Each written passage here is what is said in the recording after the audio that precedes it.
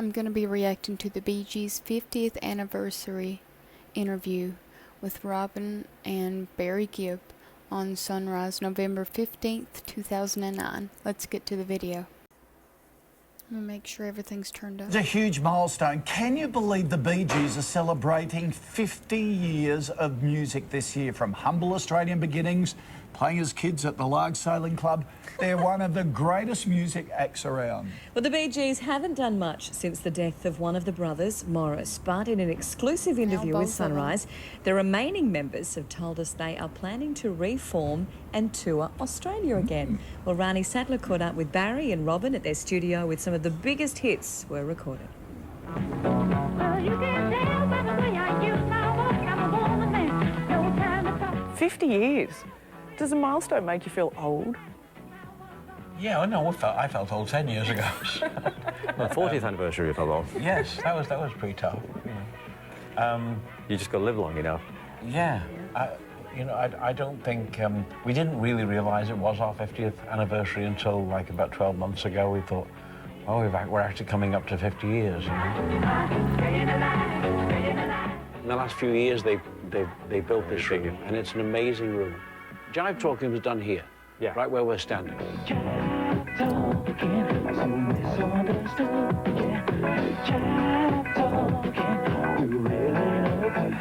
This is new.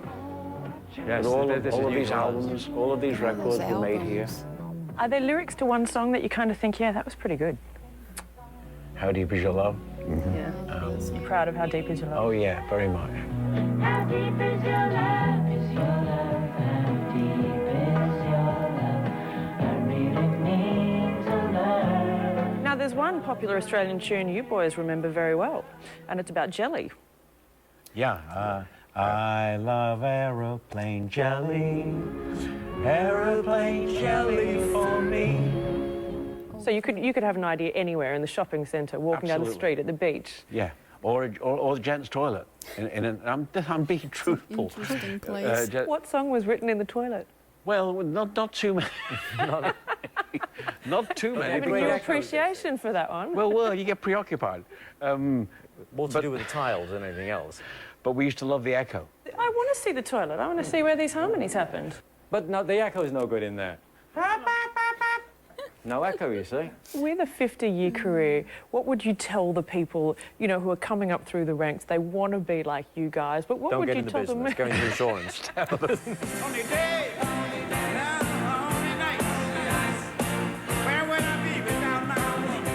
Just remember that in the beginning, you want everyone's attention. Yeah. And in the later stages, you run 1,000 miles in the opposite direction. Because every time you walk into a room, you become the subject. Yeah. And if there's 20 people in a room, in a restaurant, it's no longer, you're no longer having a meal in a restaurant. You're in a room full of people that are watching you eat. It's a double-edged sword, really. Be careful what you wish for. People say that.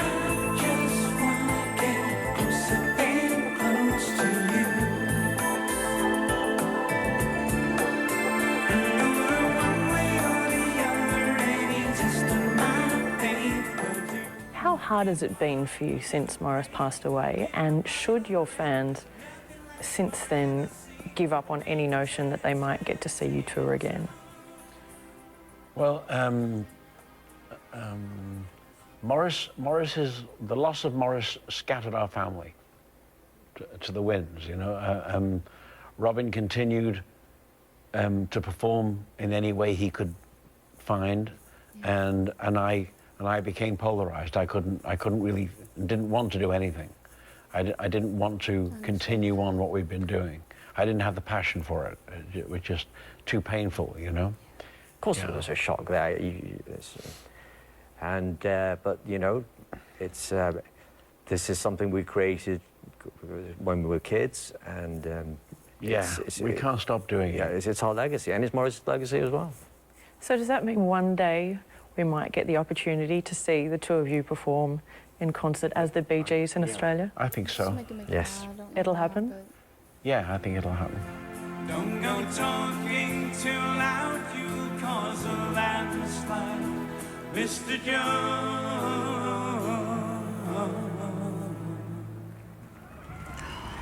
Bring back disco. You can see the second part of that interview on Weekend Sunrise this Sunday morning.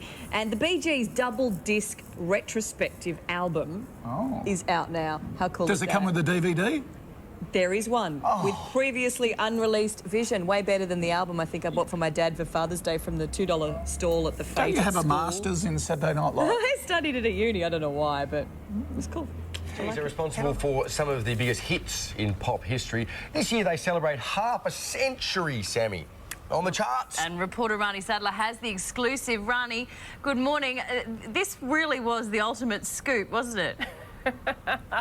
It was a lot of fun. It was so cool. You know, I think the Bee Gees might be considered a little bit daggy these days, but if you're anything like me, and I'm sure plenty of people are, you know, all of their songs, you heard them everywhere. My dad used to play them in the house all the time, so it was completely surreal when I got to spend the day with them in Miami, Florida, and they showed me around the studio where they recorded lots of their biggest hits.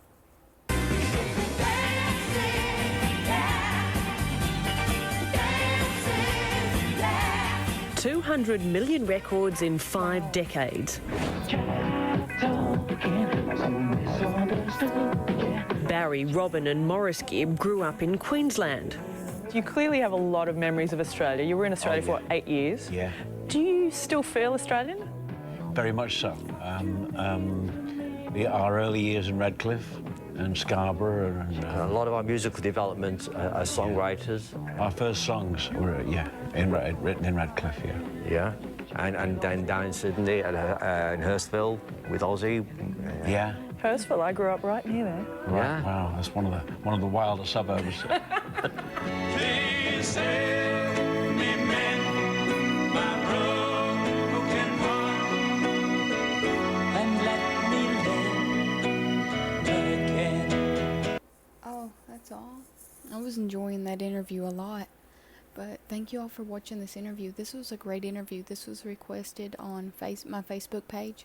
Kind of made me tear up though, just hearing Barry talking about the loss of Morris too, because now Morris and Robin are gone, and it's just sad. I did a reaction to a Barry Gibb interview called The Last BG, and it got over 10,000 views, which I was really surprised by. But thank you all.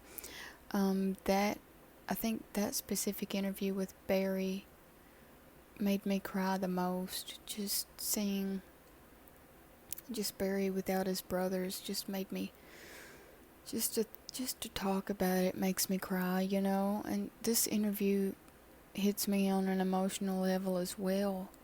And it's hard for me to watch Bee Gees interviews, especially not all of them, but especially the ones where they're talking about Morris's death or Robin's death or both of them. It just really hits me emotionally because I'm a very big Bee Gees fan. And I loved listening to the Bee Gees for years, and I still listen to them to this day. I'll still react to them to this day. And I've been watching a lot of recent Barry Gibb interviews. I'm going to try to react to a few of the newer ones that I haven't looked at, but I know there were some recent ones uploaded on YouTube, and I'll definitely check those out. But this was an amazing interview, and I really enjoyed them talking about their early days growing up, and I enjoyed them talking about all their albums, and seeing all their albums on the studio wall was like incredible, and I loved that.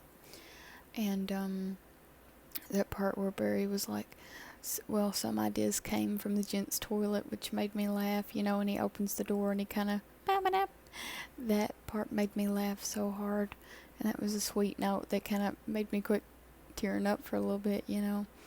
And just them talking about just happy times made me smile too. But if y'all enjoyed this reaction to this interview, please like, comment, and subscribe, and stay tuned for the next reaction video. Please click the notification bell so you can be uploaded, so you can be notified for recent uploads. Sorry, it's like 2 in the morning, almost 3 in the morning. Can't talk. But thank you all for watching, and if you like this, please let me know in the comments. And if anybody has any requests for any Bee Gees interviews or songs or just anything that you would like me to react to, please do. I have tons of requests written down, and I will be getting to them shortly. So thank you all for watching.